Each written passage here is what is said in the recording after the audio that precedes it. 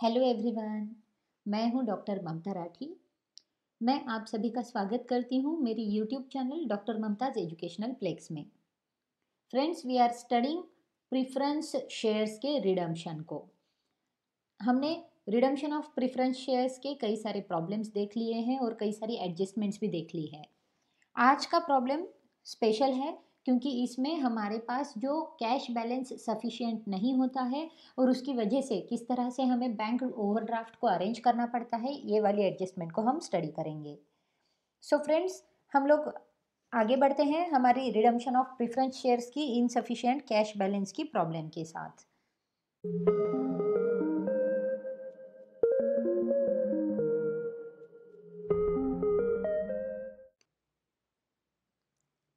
Let us read our problem first. The balance sheet of Rathi Company Limited as on 30th June 2020 was as follows. Liability side में share capital 1000 equity shares of rupees 100 each 1 lakh, 1000 redeemable preference shares of rupees 100 each 1 lakh, capital reserve 50,000, general reserve 50,000, profit and loss account 10,000, sundry liabilities 90,000. Asset side में sundry assets 3,70,000, cash at bank 30,000। Balance sheet की total है 4 lakh rupees. अब जैसे कि हमें यहाँ पर पता चल रहा है कि रिडीमेबल प्रेफरेंस शेयर्स जो है वो 1000 शेयर्स है 100 ईच के, यानी कि रिडम्पशन जो होना है वो 1 लाख रुपीज़ का होना है। On the above date it was decided to redeem all the preference shares at par, to issue new equity shares of rupees 100 each in a number just sufficient for the purpose after taking into account reserves which in law are available for the purpose of redemption. Give journal entries and show the balance sheet after redemption is complete. अब हमें जो redemption करना है वो at par में करना है, यानी कि किसी तरह का प्रीमियम यहाँ पर नहीं देना है। नेक्स्ट हमें बताया गया है कि इक्विटी शेयर्स जो है वो इक्विटी शेयर्स हमें इस तरह से इशू करने हैं जितनी अमाउंट हमें रिडम्पशन के लिए कम पड़ रही है, बस उतनी ही अमाउंट को हमें पेड कर देना है। और ये जो अमाउंट है वो अमाउंट हमें रिजर्व में से लेनी है जो कि अवेलेबल है हमारे रिडम्पशन के लिए। अब जैसे कि हम जानते हैं कि रिडम्पशन की जो अमाउंट हम प्रॉफिट से लेते हैं तो उसमें से सिर्फ रेवेन्यू प्रॉफिट को हम यूज़ कर सकते हैं रिडम्पशन के लिए, यानी कि कैपिटल प्रॉफिट को हम यूज़ नहीं कर सकते। अब हमारी प्रॉब्लम में कैपिटल रिजर्व दिया गया है जो कि हम यूज़ नहीं कर सकते हमारी रिडम्पशन के लिए। जनरल रिजर्व है जो कि यूज कर सकते हैं, यानी कि अवेलेबल है हमारे रिडम्पशन के लिए, और प्रॉफिट एंड लॉस अकाउंट की अमाउंट भी अवेलेबल है हमारी रिडम्पशन के लिए। तो चलिए, हमारे पास नेसेसरी इन्फॉर्मेशन आ चुकी है। सबसे पहले हम कंपटीशन करते हैं कि हमें कितने शेयर्स को इशू करना पड़ेगा। तो सबसे पहले हम वर्किंग नोट बनाएंगे कि जिसमें हम लिखेंगे कंपटीशन ऑफ फ्रेश इशू। अब जो नॉमिनल वैल्यू है हमारी शेयर्स की जो रिडीम होने वाले हैं वो है 1 लाख रुपीज़। उसमें से हम लेस कर देंगे कि प्रॉफिट अवेलेबल है हमारे पास रिडम्पशन के लिए, वो है 50,000 रुपीज़ हमारे रिजर्व में है और 10,000 रुपीज़ हमारी प्रॉफिट एंड लॉस अकाउंट में है, यानी कि 50,000 और 10,000 रुपीज़ जो जनरल रिजर्व और प्रॉफिट एंड लॉस अकाउंट के बैलेंसेस हैं वो हमारे पास अवेलेबल हैं। ये रेवेन्यू प्रॉफिट है, इसलिए हम इसे यूज़ कर सकते हैं हमारी रिडम्पशन में। तो अमाउंट जो अवेलेबल है प्रॉफिट अवेलेबल फॉर रिडम्पशन वो आ जाएगी 60,000। अब जो रिमेनिंग बैलेंस बचता है 40,000 का, जो कम पड़ रही है अमाउंट हमारी रिडम्पशन के लिए, वो अमाउंट के लिए हमें क्या करना होगा, तो फ्रेश इशू करना पड़ेगा। तो nominal value of fresh issue जो होगा वो होगा हमारा 40,000 का। अब हम कुछ वर्किंग देखते हैं इस प्रॉब्लम में। जैसे कि हमें बताया गया है कैपिटल रिजर्व हमारी प्रॉब्लम में दिया गया था। मैंने पहले भी बताया कि ये कैपिटल प्रॉफिट है तो ये हम यूज़ नहीं कर सकते रिडम्पशन के लिए। नेक्स्ट, हमारा जो रिडम्पशन की अमाउंट है वो रिडम्पशन की अमाउंट है हमारी 1 लाख रुपीज़। अब ये इस 1 लाख रुपीज़ को हमें पेड कर देना है, एट पार में ही हमें रिडम्पशन देना है, प्रीमियम नहीं है। तो 1 लाख रुपीज़ हमारे पास बैंक बैलेंस होना ज़रूरी है। लेकिन अब हमारे बैंक में कितनी कैश अवेलेबल है, तो बैलेंस शीट में हमारा बैंक बैलेंस जो दिया गया है वो 30,000 का है। तो 30,000 रुपीज़ ही हमारे पास अवेलेबल है रिडम्पशन का पेमेंट करने के लिए। उसके बाद हमने अभी अभी फ्रेश इशू की भी वर्किंग नोट कर ली थी, यानी कि फ्रेश इशू से हमारी बैंक में और अमाउंट आ जाएगी। तो फ्रेश इशू जो है वो आ जाएगी 40,000 रुपीज़ की, यानी कि 1 लाख रुपीज़ में से 30,000 बैंक बैलेंस और 40,000 फ्रेश इशू, इस तरह से हमारे पास अमाउंट आ जाएगी। तो रिमेनिंग अमाउंट जो है 30,000 वो अभी भी हमारी बैंक में नहीं है, जो कि हमें पेमेंट करने के लिए लगने वाली है। तो रिडम्पशन का पेमेंट करने के लिए 30,000 रुपीज़ कम पड़ते हैं बैंक में। तो ये इनसफिशिएंट कैश बैलेंस की केस है। यहाँ पर हमारा जो कैश बैलेंस है वो इनसफिशिएंट है हमारी रिडम्पशन को पेड करने के लिए। अब रिडम्पशन तो हमें देना पड़ेगा, हमारी तैयारी तो हो चुकी है, तो हम रिडम्पशन किस तरह से देंगे, या फिर ये जो अमाउंट कम पड़ रही है 30,000 की वो किस तरह से देंगे। तो इस 30,000 की अमाउंट के लिए हमें हमारे बैंक ओवरड्राफ्ट को निकालना होगा, यानी कि ओवरड्राफ्ट अरेंज करके हम ये 30,000 की अमाउंट अब अवेलेबल कर देंगे। तो 30,000 जो है वो है overdraft to meet the deficit. हमारी इस प्रॉब्लम में हमने बैंक ओवरड्राफ्ट अरेंज किया है जो कि है 30,000 रुपीज़ का। अब इसके लिए एक अल्टरनेटिव भी है कि इंस्टेड ऑफ बैंक ओवरड्राफ्ट निकालने के बजाय कंपनी उसके जो करंट एसेट्स है लाइक इन्वेस्टमेंट, डेटार्स, स्टॉक, इनको भी रियलाइज करके फंड्स को अवेलेबल कर सकती है। लेकिन हमारे जो एसेट्स हैं हमारी बैलेंस शीट में दिए हुए वो सारे फिक्स्ड एसेट हैं, करंट एसेट की इंफॉर्मेशन हमें नहीं दी गई है, इसके वजह से अब कंपनी को बैंक ओवरड्राफ्ट अरेंज करना पड़ रहा है। याद रखिए friends, capital assets and capital profits redemption के लिए अवेलेबल नहीं है। ओनली करंट एसेट्स को हम सेल कर सकते हैं और उसमें से कुछ फंड्स अगर हमारे पास कैश इनसफिशिएंट होती है तो हम यूज कर सकते हैं। तो इस तरह से अब हमारे सारे वर्किंग नोट्स बन गए हैं। अब हम करते हैं हमारी प्रॉब्लम की सॉल्यूशन से स्टार्ट। सबसे पहले हम बनाएंगे हमारी जर्नल एंट्रीज को। अब जर्नल एंट्रीज जो होगी हमारी उसका फॉर्मेट आपके सामने है, date, particulars, ledger folio number, debit side amount, credit side amount.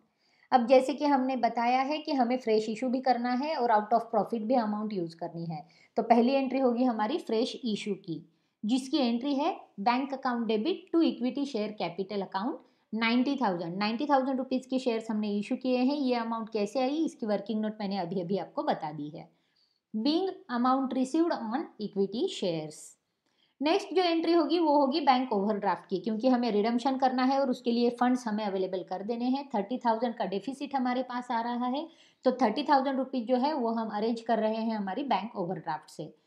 तो bank account debit to bank overdraft account 30,000 rupees being amount obtained on overdraft. तो 30,000 रुपीज़ का ओवरड्राफ्ट भी हमने ला लिया और अब हमारे पास सारी अमाउंट है जिससे कि हम हमारे रिडम्पशन कर सकते हैं। अब रिडम्पशन की पूरी तैयारी हो चुकी है, हमारे पास फंड्स भी आ गए हैं, तो अब हम अमाउंट ड्यू कर देते हैं रिडम्पशन पर। तो अमाउंट ड्यू की जो एंट्री है वो होगी redeemable preference share capital account debit to preference share holders account 1,00,000 rupees. Redemption जो करना है वो 1,00,000 रुपीज़ का करना है हमें, तो यहाँ पर हमने अमाउंट ड्यू कर दी है। फ्रेंड्स, ये जो सारी एंट्रीज हम कर रहे हैं इसकी एक फॉर्मेट है, उसका फॉर्मेट का वीडियो भी मैंने बना के रखा है जिसकी लिंक मैंने डिस्क्रिप्शन बॉक्स में दी हुई है। अगर आप उस फॉर्मेट को पढ़ लेंगे तो आपको पता चल जाएगा कि ये जर्नल एंट्रीज कितनी सिंपल है और कितनी सिंपल तरीके से की जाती है। अब हमारी अमाउंट ड्यू हो गई है रिडम्पशन पर, तो नेक्स्ट एंट्री जो करनी है वो है अमाउंट पेड ऑन रिडम्पशन की, यानी कि हमें अमाउंट पेड कर देनी है। अब जो प्रेफरेंस शेयर होल्डर्स है उन्हें पैसे मिल जाएंगे और हमारी बैंक से हम उनका पेमेंट कर देंगे, तो हमारी एंट्री बनेगी preference share holders account debit to bank account 1,00,000 rupees. अब प्रॉफिट से हमने कुछ अमाउंट जो है वो यूज़ की थी हमारी रिडम्पशन के लिए, यानी कि प्रॉफिट एंड लॉस अकाउंट की अमाउंट भी यूज़ की थी और जनरल रिजर्व की अमाउंट भी हमने यूज़ करी थी। तो इन अमाउंट्स को हमें ट्रांसफ़र करना होगा हमारी CRR अकाउंट को, यानी कि ये जो अमाउंट है नॉमिनल वैल्यू के लिए रिडम्पशन के लिए यूज़ की गई उसे हमें ट्रांसफ़र कर देना होता है CRR अकाउंट को, which is obligatory in nature. और हमारे जो प्रेफरेंस शेयर्स होंगे वो रिप्लेस हो जाएंगे इस CRR अकाउंट के साथ बैलेंस शीट में। तो हम एंट्री कर देते हैं transfer of profit to CRR की, general reserve account debit 50,000, profit and loss account debit 10,000 to capital redemption reserve account 60,000।